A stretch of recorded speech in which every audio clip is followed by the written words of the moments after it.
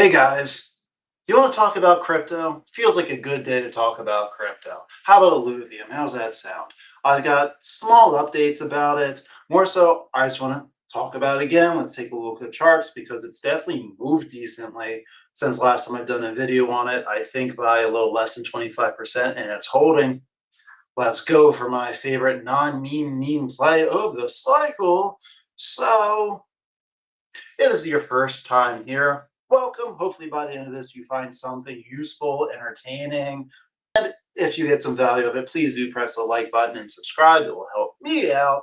But what else are we going to talk about today other than Illuvium? Well, I mean, that's the major thing, and about how Web3, not just gaming, but in general, I think is kind of where crypto is going to go. And I don't even know if you guys know what Web3 versus Web2 is. I will simplify that because I think it's going to help to explain why I think Web3 gaming specifically, but really everything is the way to go. And Illuvium has updated a little bit on their marketing strategy, or more so, they're acting on their marketing strategy that they talked about a couple months ago. So if you have any questions, put them down in the comment section below and let's hop to it. What is Illuvium? It is a Web3 game on Ethereum. More so, it is three Web3 games. Right? There is Overworld, there is Arena, and then there is Zero.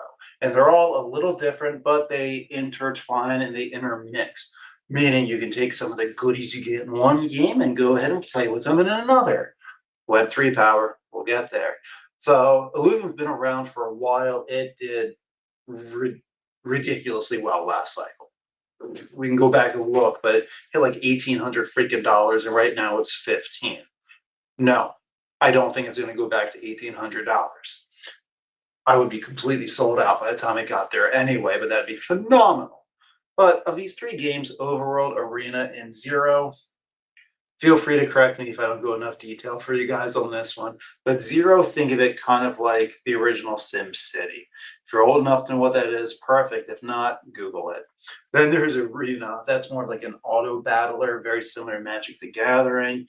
Actually, very much like Magic the Gathering, actually. Just instead of cards, they turn into 3D images. Overworld, this is the big one. This is their granddaddy game, where it's gorgeous graphics, completely open world, and this is where you can collect, play to earn things like NFTs and Illuvium tokens and a bunch of other fun little things to craft and move into on the other games. So I love that they're interoperated and connected so well. It was a very good move for this game. So typically I look at charts later in the videos, but screw it. Let's look at it right now because I got myself excited about the idea of it ever going back to $1,800. So here, Illuvium currently sitting at 15.36, 116 million market cap. Great spot for it, lots of room to go. A lot of people know about it. Ridiculously small coin supply. I've said this before, I'll say this again. I don't really care about the amount of tokens that there are. I don't really care about inflation or dilution, but I think you should know about it and know the timing or how do those tokens get allocated and changed. Depending on how many tokens there are, specifically the max supply, you know, something like 9 million total versus several billion or trillion, the way I'm going to invest it could change. Like Illuvium, tiny supply, guys, circulating supply only 7.6 million. And does that matter? No, but there's something you should know about it, is that when you have a coin supply that is that small, volatility goes nuts because it just doesn't take as much money to come in to make a change. Same thing when you have a small market cap. So this thing is built for volatility. It has been pretty stable overall recently. When I first got into Illuvium in like mid 24, I used it as a swing trade token between $80 and 110 roughly multiple times, and it worked really well for me. And then it plummeted, and I'm glad I didn't hop back in until it went down a little bit lower. I think my first reentry was like $20, but regardless, DCA, guys, it works. But if we look, it's done some pretty good moves since what's this, the 21st, and today is the 30th. So in the last week, a little bit more, it's really gone up, and it looks like it's holding, which is very good. This is coinmarketcap.com. Maybe I'll start pulling out TradingView a little bit so you can draw some lines and charts because some of you guys have asked a little bit more about technical analysis. I'm not the biggest fan of TNA in this regards. I use it for sure for deciding entry points and exit points, but I might pull that up on this one. This could be a good one because in the bear market, or maybe even if I get out of the bull run and things are still moving, I'll be looking at swing trades. So I'll be doing a lot more of that chart work then. And this is a strong possibility. But anyway, it's gone up pretty well in the last month. Saw it go under $10 a little bit. I DCA'd, I don't want to say heavily. So it's not like I have a huge bag of Illuvium, but I do keep adding to it because I'm confident it's going to go up at least to the yearly high, which was 140. I mean, geez, it just gets back to where it was then. And what is that roughly a five? That's like around a 7 or 8x from now. Awesome. Just to get back to where it was. And then the fact that it is a game, people like games, and you can earn it and take it with you and everything. I do think Illuvium's going to have a good run. Which brings me back real quick. Let's check out this nonsense. All right, so back in 2021, they didn't even have an operating game. They're beta testing now. I'll get to that next. But $1,727 at the peak of December of 21. All right, that's why it makes everything else look like crap. When really, okay, that crap right there is $110. That crap right there is 145, and that was just in March a year ago. All right. I do not think it's going to get up here, guys. I'll reiterate. Love if it does. We're talking more realistic here. So, Illuvium, partners, because networking and who you know that knows who really freaking matters, guys. So, there's a couple in here. Let's hit the big one. It's Immutable X.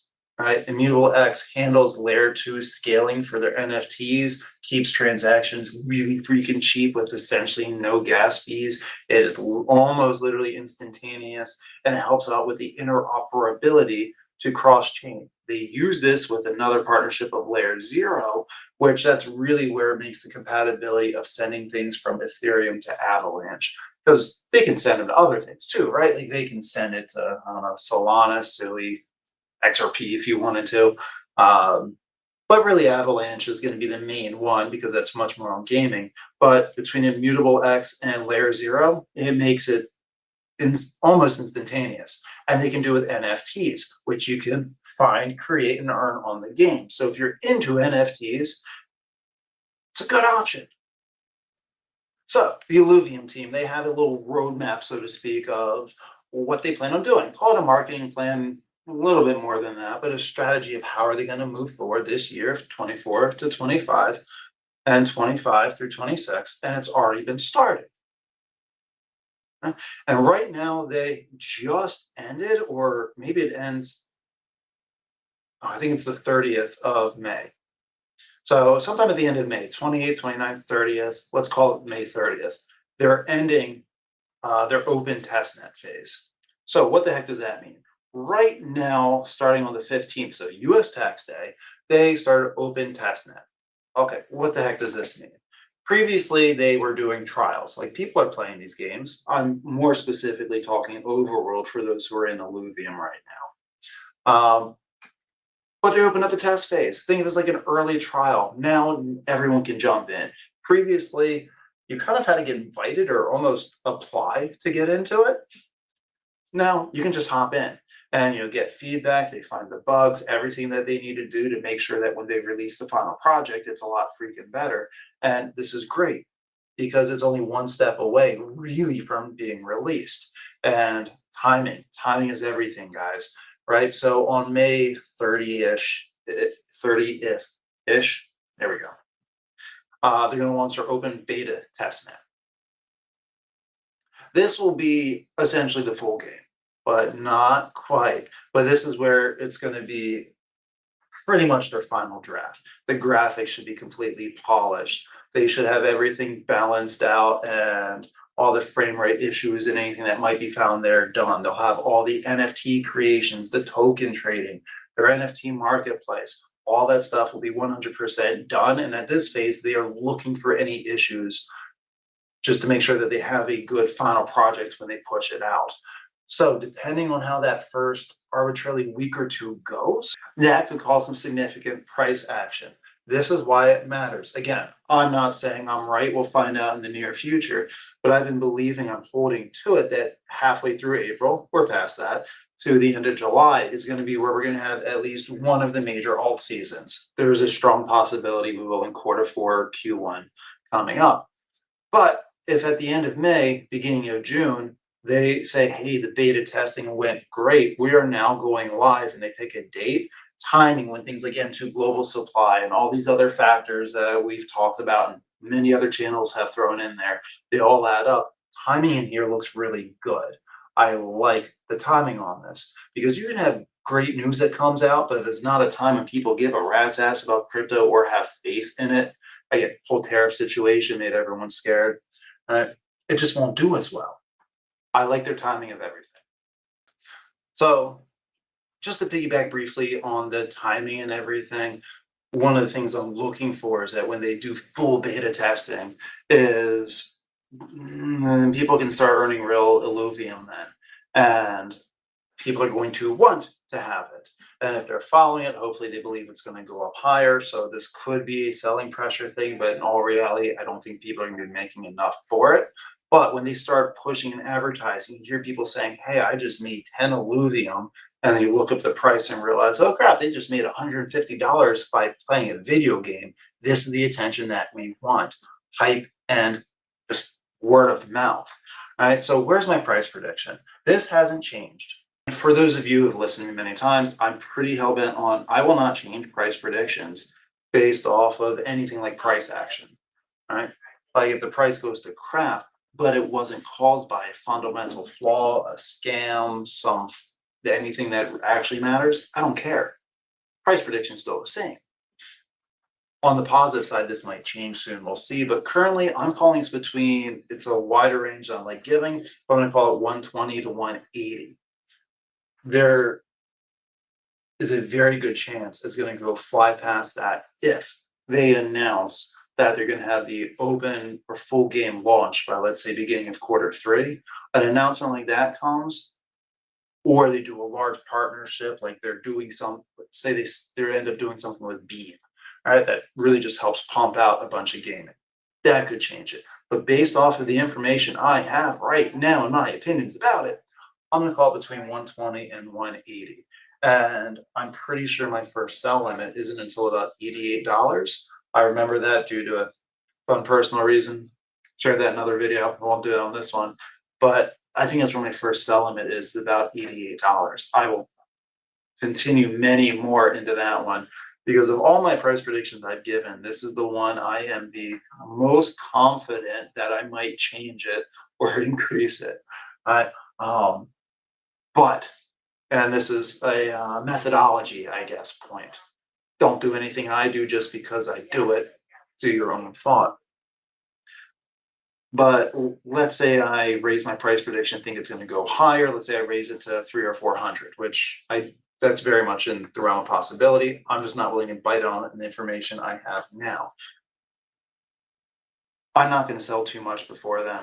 Like around $88, I'm going to sell enough to get my initial investment.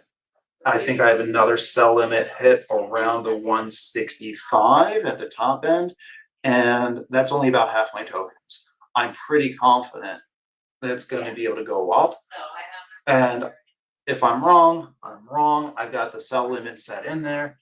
But this is one you might hear me come back later and say, hey guys, I think it's going to hit 300.